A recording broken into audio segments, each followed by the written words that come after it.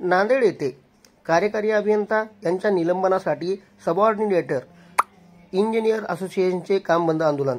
नांदेड येथील कार्यकारी अभियंता शहरी विभाग नांदेड यांच्याकडून सभासदांवर अन्याय होत असून व भीतीयुक्त वातावरणामध्ये सभासदांना काम करावे लागत असून काही इंजिनियरला जातीवाचक शब्द वापरत असल्यामुळे कार्यालयातील इंजिनियर यांचे खच्चीकरण होत असून श्री जनार्दन लालू चव्हाण यांना निलंबित करावे या मागणीसाठी सबऑर्डिनेटर इंजिनियर्स असोसिएशनचे आज काम बंद आंदोलन चालू करण्यात आले आहे, अशी माहिती राजकुमार पवार मराठवाडा समन्वयक यांनी पत्रकारांना दिली।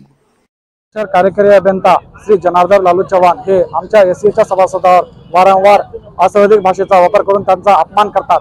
त्यांनी आदिवासी समाजाचे अभियंता श्री बळवंत बोधनकर यांना जातीवाचक शिवीगाळ केलेली आहे। तसेच श्री सैफुद्दीन यांना त्यांनी धर्मदेशक देशद्रोही असे संबोधलेले आहे।